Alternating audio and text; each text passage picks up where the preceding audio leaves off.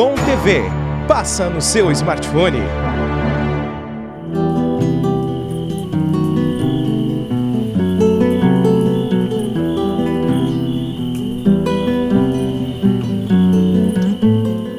Buenas, povo guapo deste querido Rio Grande. Buenas aos irmãos brasileiros que nos abraçam com grande estima e nos querem bem, uma barbaridade. Hoje estamos mais faceiros que gralha azul em época de pinhão maduro. Por quê? Ora, estamos novamente iniciando mais um esperado Prosa de Galpão pela Bitcom TV, com mais um tema da série Gravetos Culturais da Terra Gaúcha. Bueno, o nosso torrão gaúcho é por demais riquíssimo na sua fauna umas quantas vezes, muito embora ainda não se tenha um levantamento completo e no capricho de todas as espécies que povoam esse território. A literatura disponível que trate da fauna rio-grandense é por demais escassa e muito restrita, quando não apresenta apenasmente estudos localizados, pontuais e, para piorar, descontínuos, o que não nos apresenta um estudo qualificado e abrangente de todo o território gaúcho. E falando da fauna, o nosso Prosa de Galpão de hoje vai falar dos animais que o gaúcho vê ou convive no campo, da série Gravetos Culturais da Terra Gaúcha, 5ª edição. E hoje vamos falar das aves e de duas interessantes aves campesinas que não se conseguem pegar na mão, por serem graúdas e pernaltas. Sim, senhor! Vamos falar da seriema e do avestruz americano, que nós conhecemos por ema, para os lados do leste, ou então nandu, para os lados da fronteira com os platinos. A avifauna rio-grandense, olha que nome bonito, avifauna, é por demais sortida, uma barbaridade. Segundo o último registro científico, há 573 espécies de aves já registradas, que somam mais de 1/3 de todas as espécies conhecidas no Brasil. Isso mesmo, mais de 1/3. Esta quantidade de aves é o resultado do sortimento de habitats e da zona de transição entre as florestas e as regiões de campo do continente americano. De fato, não se pode negar que temos uma situação geográfica louca de especial aqui no Rio Grande do Sul para ter tantas espécies de aves, fora outros animais. Coisa louca de especial. Bueno, feito o introito, iniciemos pela seriema, que é uma ave inconfundível e vive na floresta aberta, entre arbustos espinhosos e também as pastagens montanhosas. Por isso aqui nas regiões interioranas da Serra Gaúcha, é uma ave muito comum de se ver. Para falar a verdade, é uma espécie de estampa muito especial e também distinta, por ser uma ave grande, elegante e terrícola, isto é, vive tal qualmente agalinhada no solo. O nome seriema deriva da língua indígena tupi, que se define por crista levantada. O polveiro diz que o nome seriema quer dizer quase ema ou uma miniatura dela. Oi, galera. Ela mede aproximadamente 90 centímetros e pesa quase 1,5 kg. Tem uma plumagem cinza com um ligeiro amarelado no dorso. Mas a boniteza da seriema está na sua crista solta, que é um tufo de penas bem compridas, com cerca de 12 centímetros, situado na base do seu bico avermelhado. E os olhos da seriema são bonitaços, porque são grandes e expressivos e tem uma íris amarelo citrina, olhos que, junto com o capucho na base do bico, lhe dão um aspecto muito marcial, o que evoca respeito. Oi, galera. É uma das pouquíssimas aves cujas pálpebras, vejam só, têm pestanas. Sim, verdade. O gaúcho é professor em comparações e é fato. E o que mais lhe apraz é associar certas características dos animais com o fato de ser bom ou uma leva. Por exemplo, graxaí não tem sobrancelha e lagarto não tem pestana. Nestes, não se pode confiar que cuidem das galinhas, nem mesmo dos cestos de ovos. Que barbaridade! Já a seriema, por ter pestana, é de confiança plena. Ala, puxa! Embora a seriema tenha asas fortes Infelizmente, elas são muito desajeitadas para voar. Agora, são os foguetes na corrida? Ala, puxa! Eu já tive a oportunidade de ver uma siriema correndo ao lado do meu veículo pelos corredores nos campos de São Chico de Paula, minha terra querida. Que espetáculo! A siriema tem ainda uma cauda um tanto longa, patas encarnadas com dedos pequenos e unhas fortes. Estas aves são onívoras, que comem de tudo, seja de natureza animal ou vegetal, e predadoras muito capazes. Disse que as siriemas são alimentadoras oportunistas. Opa, como assim? É porque a sua dieta é por demais muito variada, se fartando então desde lagartos, lagartixas, gafanhotos, larvas, cobras, sapos, aranhas, pequenos roedores, ovos, grãos, entre eles o preferido é o milho, até frutos silvestres. Agora lhes conto. É muito curioso assistir a siriema caçando animais vertebrados. Eu explico. A presa é agarrada pelo bico, é nocauteada por agitação violenta, batendo-a no substrato, ou melhor dizendo, batendo-a na terra. Em seguida, a ave dilacera a presa inerte e a consome com tranquilidade. Ela puxa seu. Também são conhecidas como devoradoras de cobras, pelas quais elas têm especial predileção e as capturam com grande agilidade e destreza. Inclusivemente as cobras venenosas. É lenda que as siriemas são imunes ao veneno das cobras.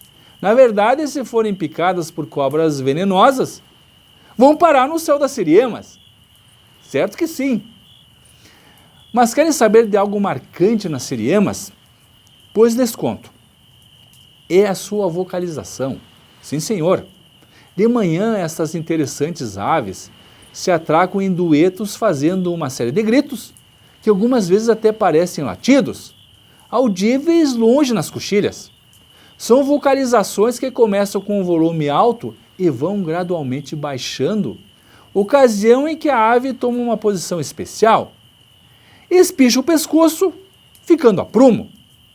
E à medida que ela vai emitindo seu berrante canto, vai encolhendo o pescoço até que se termine o fôlego. Que espetáculo! Interessante é que a siriema inspirou o nosso saudoso cantor de música regionalista, José Mendes, pelo seu bonito canto, que gravou a música Canto da Siriema. É um chamamé convidativo para a dança, feito com a parceria de Leonel dos Santos, e que está no conhecidíssimo LP para Pedro, cujos versos são os seguintes. Siriema do Rio Grande, teu cantar enduetado deixa roxo de saudade esse peito apaixonado. Se a siriema for apanhada ainda em filhote, é uma ave facilmente domesticável, mas preste atenção, hoje é proibido mantê-la em cativeiro. Antigamente, os fazendeiros costumavam criá-la junto dos galinheiros, com a finalidade então dela limpar os terreiros das cobras, além de fazer alarme à chegada de intrusos. Em verdade, os fazendeiros gostam desta ave por ser um pássaro limpador de campos, que tem o costume de andar aos pares ou em pequenos grupos. As siriemas adultas não se deixam apanhar facilmente e ficam bem camufladas entre as árvores, com sua plumagem cinza amarelado, e elas têm grande esperteza e astúcia, e quando percebem algum perigo, elas se escondem atrás de troncos caídos, deitando-se então no chão.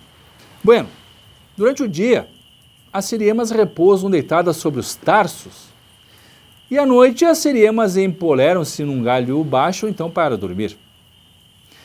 O ninho da siriema é um grande volume de gravetos fortemente compactados, colocados então enforquilhados numa árvore, para evitar então os predadores. O barro e o estrume de gado ajudam a manter o ninho firme. Os ovos dessa interessante ave quase sempre são em número de 2 e passam da cor rosa a um esbranquiçado, então manchados com linhas e pintas marrons. Esta ave é muito encontrada desde a Bolívia até a costa da Argentina. A siriema é uma das tantas aves que os viventes do interior dizem que quando ela canta é prenúncio de chuva. Ala, puxa! Outra curiosidade interessante da siriema é o hábito de, ao defecar, arrepiar toda a plumagem, principalmente as penas do pescoço, desfigurando então a sua bonita estampa. Mas para que essa encenação? Disse que é para intimidar algum concorrente que esteja próximo a ela. Por quê? Ora, muitos animais fazem uso dos excrementos para armadilhar suas presas, tão logo elas apareçam, virando refeição. Bueno, vimos então a siriema, um dos maiores pássaros do Brasil, mas ela perde em tamanho para o avestruz americano, conhecido por nós gaúchos como ema ou nandu. Falemos então agora da ema. Também é uma ave pernalta encontrada nos campos naturais, cerrados e áreas agropecuárias, como pastos e áreas de plantação de grãos. A ema é a maior espécie de ave existente no Brasil. E quando em idade adulta chegam a medir até 1,4 metros. Oi, galera! A ema tem pescoço e pernas longas, não tem cauda e a sua plumagem é de um pardo acinzentada. As emas são dotadas de grandes olhos, que se encontram numa depressão lateral da cabeça. E por isso, as emas conseguem olhar para trás sem a necessidade de voltar a cabeça. Ala, puxa seu! Para se distinguir os machos das fêmeas, é só olhar o negro no peito e pescoço, neste caso, dos machos. A ema, à semelhança da siriema, é uma ave onívora, consumindo então alimentos tanto de origem vegetal quanto animal. Entra no seu cardápio a semente, as folhas, frutos, insetos, roedores, moluscos terrestres e outros pequenos animais. Tal qualmente como as galinhas, elas também ingerem pequenas pedras tão necessárias para ajudar a triturar os alimentos, como fazem então as galinhas com a moela. E como é a vocalização da ema? Isto é, o som que ela emite. Nada parecido com a siriema? O período de emitir sons é apenas na época de acasalamento, quando então o macho emite um som profundo e potente, que se ouve muito longe, como se fosse o mugido de um grande mamífero. Opa, é pura verdade. Ala, puxa seu!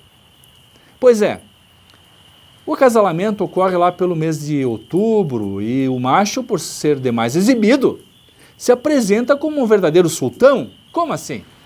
Bueno, o macho, demonstrando a sua força e poder aos outros machos, ele acolhera um lote de fêmeas, que vai de 8 a 12 fêmeas, ala puxa, e escolhe um território de domínio e prepara um único ninho para todas as fêmeas. Um único ninho, normalmente aproveitando uma escavação feita por algum touro. É um verdadeiro sultão com seu harém. Sim, senhor. Mas quero lhes contar uma curiosidade interessante. As emas têm uma grande percepção e sensibilidade e percebem se o vivente humano colocou as suas mãos no ninho. Pelo que se percebe, deve ser pela caatinga, ou melhor, pelo odor deixado então ao tocar o ninho. E ao perceber que o ser humano violou o ninho, imediatamente a ema abandona o local. Então, para se retirar um ovo do ninho, o taura precisa se precatar e não colocar a mão no local. Para o seu intento, pode usar um cabo de relho para não deixar a sua caatinga ali. Ala, puxa! Bueno, na época do acasalamento, os machos ficam alarifes exibidos, abrem as asas e se botam a demonstrar alguns movimentos e até passos de dança. Mas que barbaridade! Metidos a galanteadores, também fazem os seus cantos que parecem mais com roncos do que outro tipo de som. Quando o ninho está povoado de ovos, cerca de uma dúzia mais ou menos, ele atropela as fêmeas da ninhada e se entrega ao serviço de chocá-los. Sim, senhor, é o macho que choca os ovos no ninho. A fêmea não toma conhecimento desse compromisso? Verdade. Curioso é que na fase reprodutiva, com a elevação da taxa de hormônios, os machos se separam dos grandes bandos e sofrem transformações morfológicas e comportamentais também. Na disputa pelas fêmeas, os machos destacam-se nas vocalizações, fazem saltos e exibições com as asas e movimentos de pescoço. Agressivos, eles fazem ataque aos outros machos no intuito então de expulsá-los, e a peleia é interessante de assistir. Bueno, como disse, as fêmeas não participam dos cuidados da ninhada. Por serem nada carinhosas, infelizmente, elas correm o risco de machucar os filhotes, então ficam afastadas do ninho e do cuidado dos recém-nascidos. As fêmeas, então, cabe a especial e importante função da postura, ficando para o macho os serviços de chocar os ovos, cuidar dos ninhos e dos filhotes logo que nascem. Disse que os machos molham as penas para borrifar as ervas ao redor do ninho, no caso de incêndio na vegetação próxima. Afastadas do ninho, depois da postura, as fêmeas ficam disponíveis para outros machos, chegando até se acasalarem com 3 ou 4 machos diferentes, pondo em cada ninho, então, de 4 a 5 ovos. Os machos, por sua vez, ao eclodirem os ovos no ninho, saem a procurar outras fêmeas para a reprodução. É a prática. Oi, galera. Os ovos pesam em torno de meio quilo cada um, tendo uma cor de abacate, e são alvos de lagartos teius, gaviões, caranchos negros e corujas.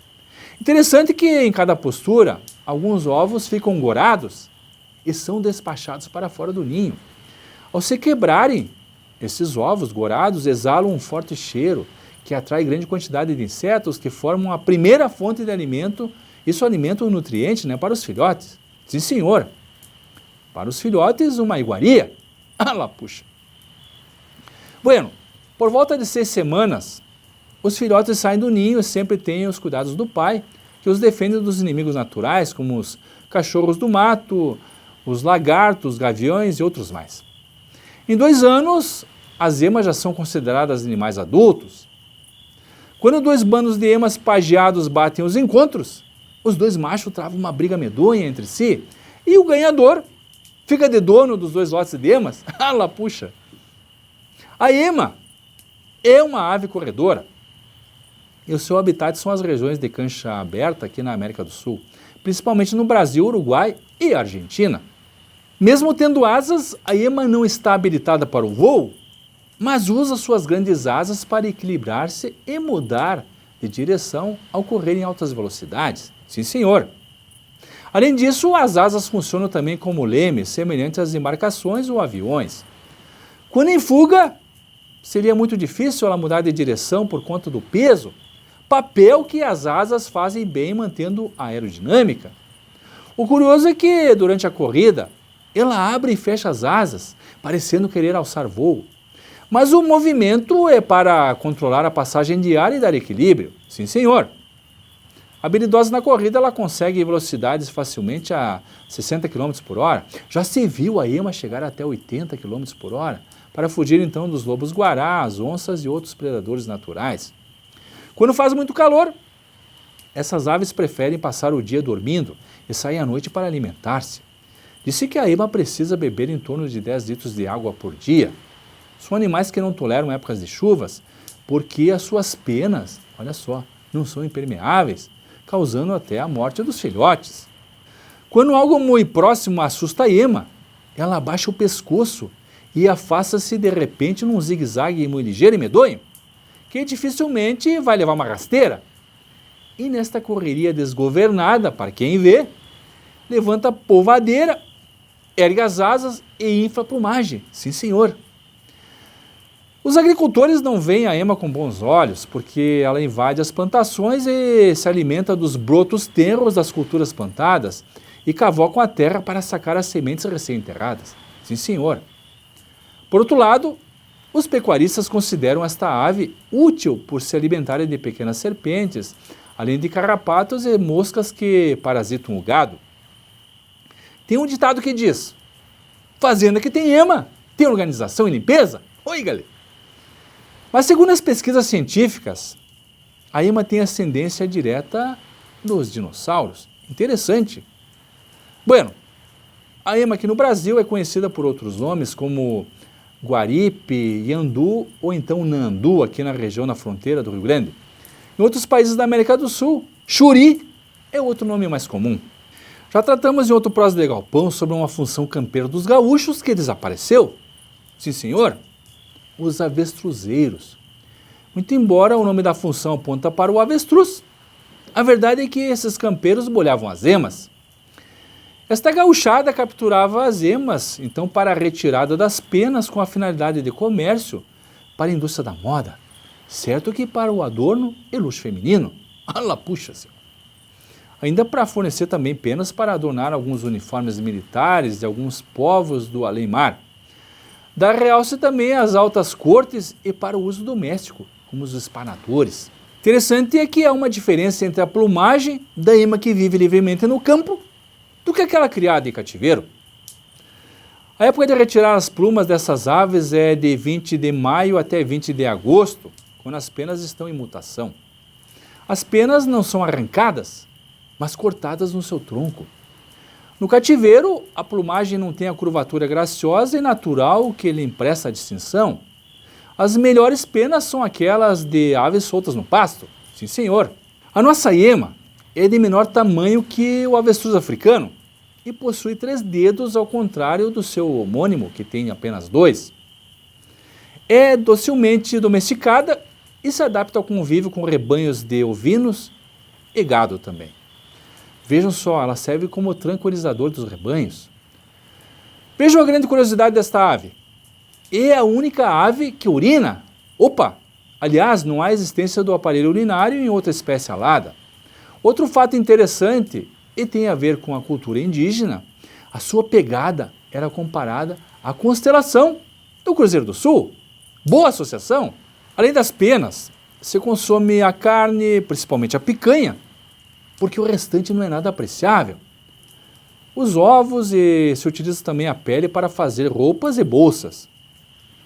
Por falar em ovos, aviso aos mais afoitos, ou melhor, aos esganados, não se deve comer ovos em grandes quantidades, porque um ovo de uma ema equivale a 10 ou 12 ovos de galinha, e o risco de congestão é iminente. Ala, puxa seu!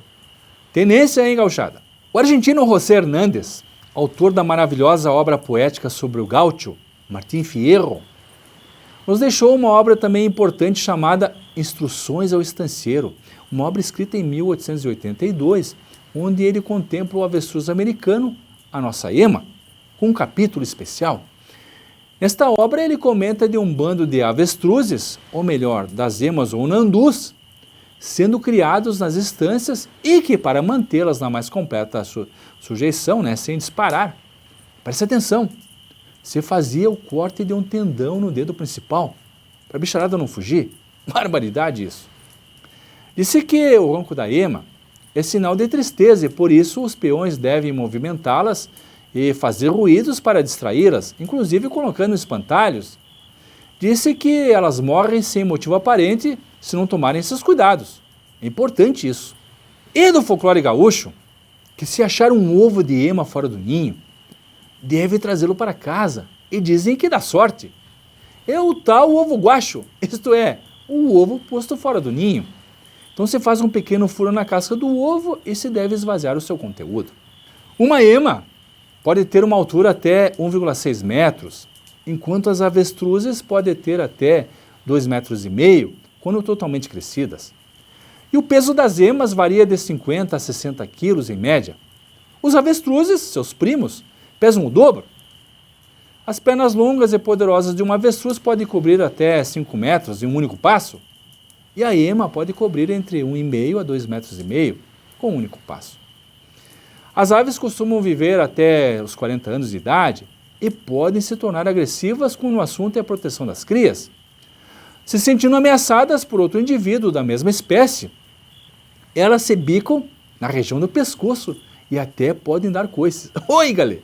Bueno, meus amigos, estamos já no carreiro dos últimos arremates do nosso Prosa de Galpão de hoje, quando vimos nos gravetos culturais da terra gaúcha, a quinta parte, os animais que o gaúcho vê ou convive no campo.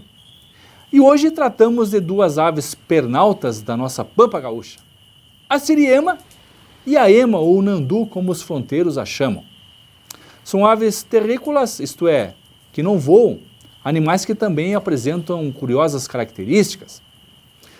Agradecemos a audiência e te esperamos no nosso próximo Prosa de Galpão para mais um macanudo tema nesse canal da Bitcom TV. Graças e até mais.